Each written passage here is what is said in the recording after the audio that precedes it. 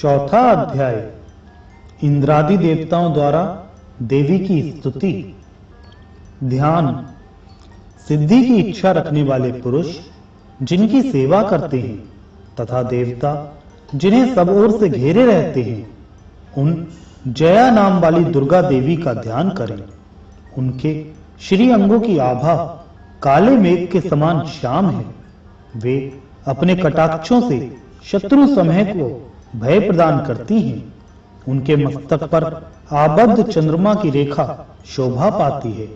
वे अपने हाथों में शंख, चक्र, कृपाण और त्रिशूल धारण करती हैं। उनके 3 नेत्र हैं।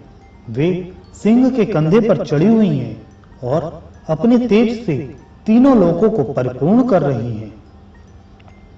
ऋषि कहते हैं, अत्यंत पराक्रमी दुरात्मा महिषासुर तथा उसकी दैत्य सेना के देवी के हाथ से मारे जाने पर इंद्र आदि देवता प्रणाम के लिए गर्दन तथा कंधे झुकाकर उन भगवती दुर्गा का उत्तम वचनों द्वारा स्तवन करने लगे।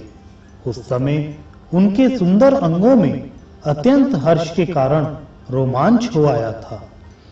देवता बोले, संपूर्ण देवताओं की शक्ति का समुदाय ही जिनका स्वरूप है तथा जिन देवी ने अपनी शक्ति से संपूर्ण जगत को व्याप्त कर रखा है, समस्त देवताओं और महर्षियों की पूजनिया उन जगदम्बा को हम भक्ति पूर्वक नमस्कार करते हैं। वे हम लोगों का कल्याण करें। जिनके अनुपम प्रभाव और बल का वर्णन करने में भगवान शेषनाग, ब्रह्मा जी तथा महादेव जी भी समर्थ नहीं हैं, वे भगवती चंडिका संपूर्ण जगत का पालन एवं अशुभ भय का नाश करने का विचार करें।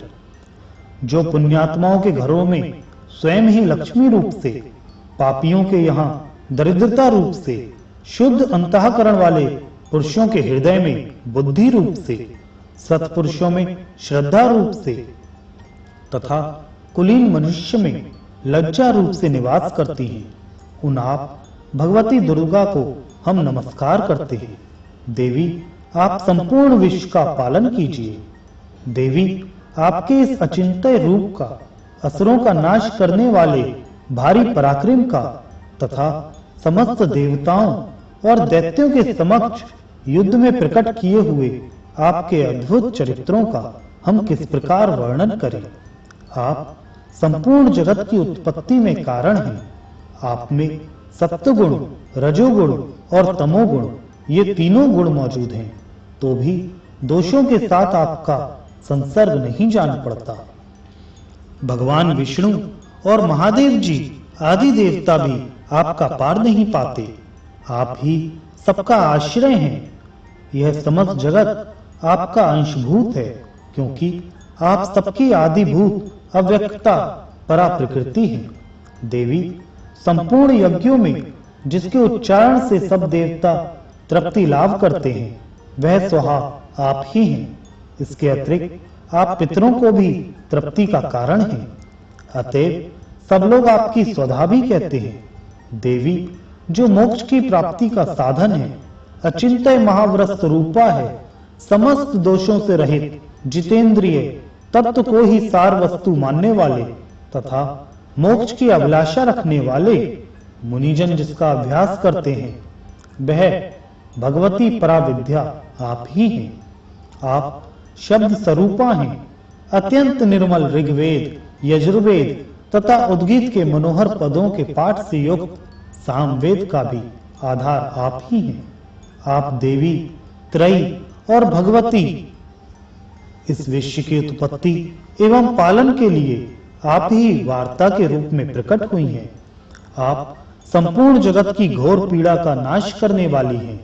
देवी, जिससे समस्त शास्त्रों के सार का ज्ञान होता है, वह मेधा शक्ति आप ही हैं। दुर्गम भव सागर से पार उतारने वाली नौका रूप दुर्गा देवी भी आप ही हैं। आपकी कहीं भी आसक्ति नहीं है। कैटभ के शत्रु भगवान विष्णु के वक्ष स्थल में एकमात्र निवास करने वाली भगवती लक्ष्मी तथा भगवान चंद्रशेखर द्वारा सम्मानित गौरी देवी भी आप ही हैं। आपका मुख मंद मुस्कान से शोभित निर्मल पूर्ण चंद्रमा के बिंब का अनुकरण करने वाला और उत्तम स्वर्ण की मनोहर कांति से कमनीय है, तो भी उसे देखकर महिषासुर को क्रोध हुआ और सहसा उसने उस पर प्रहार कर दिया। यह बड़े आश्चर्य की बात है। देवी बहिमुख जब क्रोध से युक्त होने पर उदय काल के चंद्रमा की भांति लाल और तनी हुई भौहों के कारण विकराल हो उठा, तब उसे देखकर जो महिषासुर के प्राण तुरंत नहीं निकल गए, यह उससे भी बढ़कर आश्चर्य की बात है। क्योंकि क्रोध में भरे हुए यमराज को देखकर भला कौन जीवित रह सकता है। देवी आप प्रसन्न हो। परमात्मा स्वरूपा, आपके प्रसन्न होने पर जगत का अभ्युदय होता है और क्रोध में भर जाने पर आप तत्काल ही कितने कुलों का सर्वनाश कर डालती हैं। यह बात अभी अनुभव में आई है, क्योंकि महिषासुर की यह विशाल सेना क्षण भर में आपके कोप से नष्ट हो गई है। सदा अभ्युदय प्रदान करने वाली आप जिन पर प्रसन्न रहती हैं, वे ही देश में सम्मानित हैं। उन्हीं को धन और यश की प्राप्ति होती है। उन्हीं का धर्म कभी शिथिल नहीं होता तथा वे ही अपने हृष्ट-पुष्ट स्त्री, पुत्र और भृत्यों के साथ धन्य माने जाते हैं। देवी आपकी ही कृपा से पुण्यात्मा पुरुष प्रतिदिन अत्यंत श्रद्धा पूर्वक सदा सब प्रकार के धर्मानुकूल काम करता है और उसके प्रभाव से स्वर्गलोक में जाता है। इसलिए आप तीनों लोकों में निश्चय ही मनोवांछित फल देने वाली हैं। मां दुर्गे, आप स्मरण करने पर सब प्राणियों का भय हर लेती हैं और स्वस्थ पुरुषों द्वारा चिंतन करने पर उन्हें परम कल्याणमयी बुद्धि प्रदान करती हैं।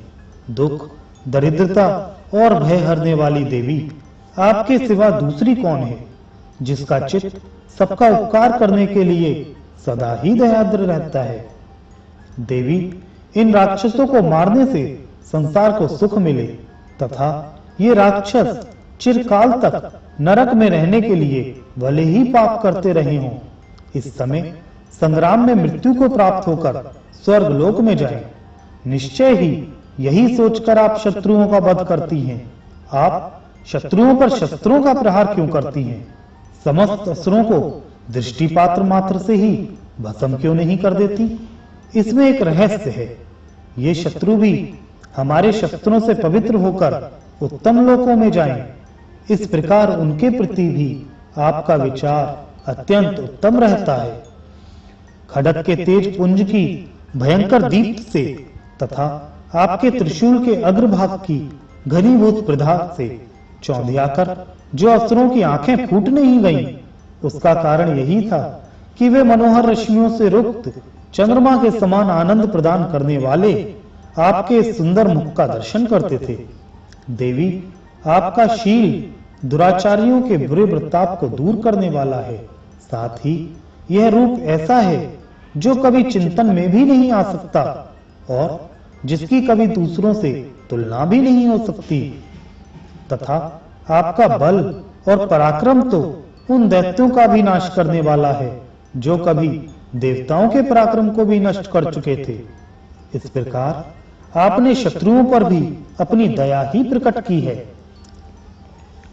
वरदायिनी देवी, आपके इस पराक्रम की किसके साथ तुलना हो सकती है तथा शत्रुओं को भय देने वाला एवं अत्यंत मनोहर ऐसा रूप भी आपके सिवा और कहां है? हृदय में कृपा और युद्ध में निष्ठुरता, ये दोनों बातें तीनों लोकों के भीतर केवल आप में ही देखी गई हैं। माता, आपने शत्रुओं का नाश करके इस समस्त त्रिलोकी की रक्षा की है। उन शत्रुओं को भी युद्ध भूमि में मारकर स्वर्ग लोक में पहुंचाया है तथा उन्मत्त दैत्यों से प्राप्त होने वाले हम लोगों के भय को भी दूर किया है। आपको हमारा नमस्कार है। देवी, आप शूल से हमारी रक्षा करें। अंबिके, आप खड्ग से भी हमारी रक्षा करें तथा घंटा की ध्वनि और धनुष की टंकार से भी हम लोगों की रक्षा करें। चंडिके, पूर्व, पश्चिम और दक्षिण दिशा में आप हमारी रक्षा करें तथा ईश्वरी, अपने त्रिशूल को घुमाकर आप उत्तर दिशा में भी हमारी रक्षा करें। तीनों लोकों में आपके जो परम सुंदर एवं अत्यंत भयंकर रूप विचरते रहते हैं, उनके द्वारा भी आप हमारी तथा इस भूलोक की रक्षा करें। अंबिके, आपके कर पल्लवों में शोभा पाने वाले खड्ग, शूल और गदा आदि जो जो अस्त्र हों, उन सबके द्वारा आप सब ओर से हम लोगों की रक्षा करें।